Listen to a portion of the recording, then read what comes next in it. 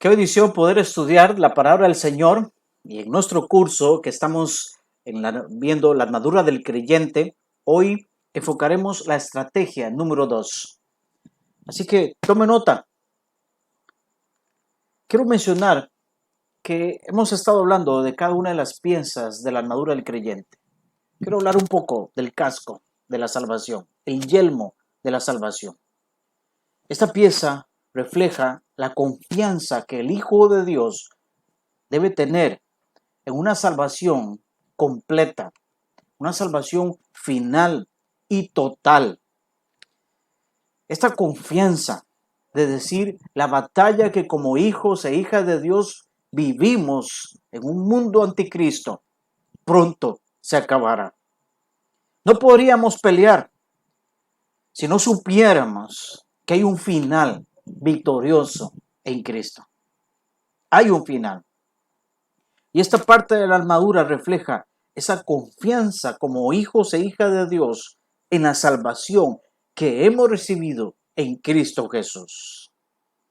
Ahora, el soldado romano tenía que enfrentar ataques. Satanás llega con sus ataques. De hecho, se habla que entre los ataques que recibían los romanos, algunos eran de una espada larga con un filo o doble filo de cada lado. ¿Sabe? Satanás es astuto. A veces ataca con el desánimo y por el otro lado, también con la duda. Sí. Satanás quiere pegarnos con el desánimo en la cabeza. Satanás quiere desanimarte. Y estamos viviendo, o debemos vivir nuestra vida cristiana apartadas del mundo. Es difícil ver la situación que muchos hijos e hijas de Dios han vivido por consecuencia tal vez de esta pandemia. Pero es más difícil cuando un hijo o una hija de Dios está siendo atacado y los dardos del enemigo llegan a su vida. Quiero que se haga una pregunta, por favor. ¿Ha estado leyendo su Biblia? Porque aquel creyente que se sostiene en la palabra de Dios y en la oración y su fidelidad para congregarse, para servir al Señor, no es que va a caer en un desánimo. Vendrá la batalla, no estamos exentos, pero llegará el triunfo también. Y amén por eso. Satanás quiere desanimar a muchos creyentes. Es más, Satanás quiere atacar de una manera muy firme, diciendo, ¿realmente eres salvo? ¿Realmente dices que eres un cristiano? ¿Sabe? La gente sufre por la duda, por el desánimo. El casco, el yelmo de la salvación es una protección. Y quiero que entremos a hablar un poquito acerca de esto, porque debemos prepararnos con estrategia para los ataques que Satanás envía para desanimarnos. Quiero que busque Primera de Reyes, el capítulo 19. Capítulo 19 de Primera de Reyes. Ahí hay una gran historia. Ahí se encuentra el profeta Elías. Digamos que Elías podría ser como Pedro, ¿verdad? En el Nuevo Testamento. Sube y baja. Y Elías viene de haber ganado una gran victoria. Una victoria como ningún otro profeta de Dios jamás lo había ganado. Acaba de haber sacado una espada y mató a 450 sacerdotes de Baal. Yo diría que realmente fue un ganador ese día. Él se acuerda, Dios envió fuego del cielo, quemó el sacrificio, quemó el altar y hasta inclusive limpió el agua que había derramado alrededor del altar. Elías estaba dominando. Él sabía, Señor, tú eres Dios, Jehová es Dios, Baal no. Baal estaba perdido. Pero en el capítulo 19 de Primera de Reyes no había pasado mucho tiempo después de esta gran victoria, cuando Acab dijo a Jezabel que de todo lo que había sucedido con Elías y cómo Elías había matado a todos los profetas. Entonces envió Jezabel un mensaje a Elías, un mensajero diciéndole: así me hagan los dioses y aún me añadan, si mañana a estas horas yo no he puesto tu persona como la de uno de ellos. Y ella le dice a Elías este mensaje, que por cierto, Jezabel y su reino, adoradores de Baal. O sea, le mandó a decir: mañana te voy a matar. Te voy a matar. Ahora, si tal vez usted o yo hubiésemos sido Elías en ese momento, podríamos decir: bueno, acaba de matar con mi espada 450 sacerdotes de Baal en un día. Pero Jezabel viene y le dice que le iba a enviar a atacar. Ni siquiera le dio un tiempo de descanso. No hay tiempo para sentarse. No hay tiempo para ser honrado ni aplaudido en aquel momento. Realmente, Elías no tenía que haber sido sacudido por las amenazas de esta mujer. Pero la historia nos dice aquí, en Primera de Reyes, que Elías decidió que solo había una cosa por hacer. ¿Sabe cuál era? Correr. Qué triste. Probablemente tal vez Elías tenía aproximado unos 80 años de edad. Pero él salió corriendo. Corrió para salvar su vida del peligro, de la amenaza. En el versículo 3, allí, Primera de Reyes, capítulo 19, dice: viendo pues el peligro, se levantó y se fue para salvar su vida. Y vino a Beerseba, que está en Judá, y dejó allí a su criado. Y se fue por el desierto, un día de camino. Un día de camino en el desierto. Vino, dice, y se sentó debajo de un enebro, y deseando morirse dijo: basta ya, oh Jehová, quítame la vida, pues no soy yo mejor que mis padres. Es suficiente, quítame la vida, se acabó. ¿Sabe cómo le llamo a esto? Desánimo. Él quiere morir.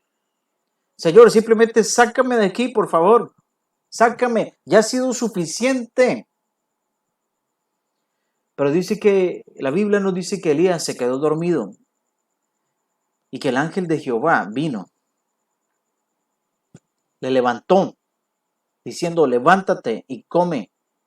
El ángel ni siquiera lo dejó dormir, lo despertó, lo alimentó, lo cuidó. Y Elías miró y había allí a su cabecera una torta cocida sobre ascuas y una vasija de agua. Y él comió y bebió y volvió a dormirse. Y volviendo el ángel la segunda vez, le dijo otra vez: levántate y come, porque largo camino te resta. Ahora no sé cómo es la comida del ángel, pero lo que sea que fuera, el versículo 8 funcionó. Se levantó, dice, comió y bebió, y fortalecido con aquella comida, dice, caminó 40 días, 40 noches hasta Horeb, el monte de Dios. Elías, le dijo Dios: ¿por qué te desanimas? Levántate, quiero que llegues al monte de Horeb, voy a hablar contigo. Y Elías subió allí y el Señor le habló en voz baja. Y Elías le dijo: Señor, yo soy el único profeta que queda. Se sintió desalentado. Soy el único que queda. La única persona fiel que tienes. Y el Señor le dijo en el capítulo 19, versículo 18: tengo a 7,000 más que tú. No solo uno, 7,000 más. y un Elías también. Ahora le dijo el Señor, regresa y trabaja. ¿Sabe, hermano? Es tan fácil desanimarse a veces. Usted y yo podemos desanimarnos en cualquier momento. Aún a veces hay un triunfo muy grande en nuestra vida y regresamos a la realidad y algo nos sacude en aquel momento y es fácil desanimarse. En la carta a los Efesios, el capítulo 3, el versículo 3, Pablo dijo, deseo que no se desanimen por nada de la tribulación. Hay momentos que llega la tribulación a nuestra vida. Es más, en Gálatas, el capítulo 6, versículo 9, nos dice que no nos cansemos de hacer el bien, porque a su tiempo cosecharemos. Y dice, si no desmayamos. Hay que mantenernos fieles, hermanos. Pero es tan fácil cansarse y desanimarse. Es tan fácil decirle, Señor, ¿qué hago? He dejado de leer la Biblia, he dejado de orar. Levántate. Hay mucho trabajo por hacer. Tal vez el cansancio está en nuestra vida. Necesitamos levantarnos. Hay que seguir peleando. Hay que seguir avanzando. Muy pronto llegará el único que nos puede decir, buen siervo y fiel, peleaste la batalla. Entra en el gozo de tu Señor. ¿Sabes? Satanás nunca se detiene.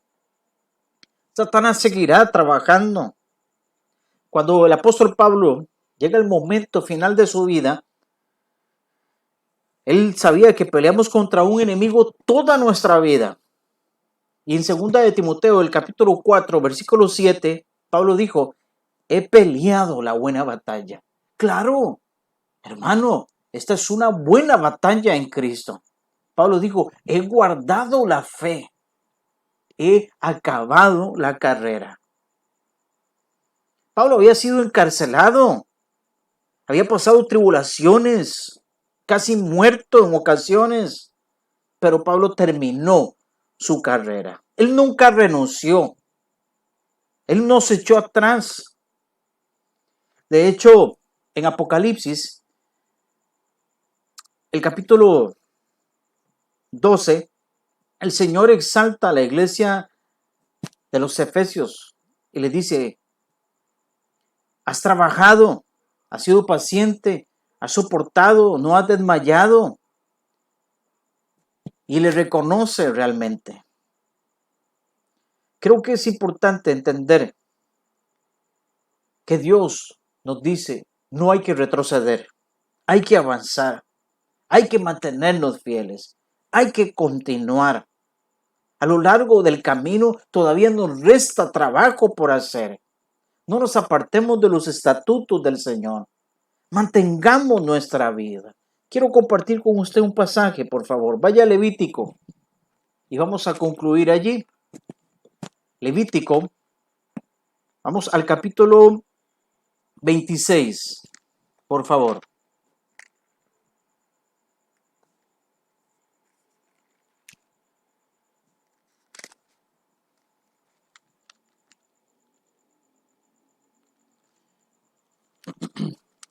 Dice así la palabra de Dios, Levítico 26.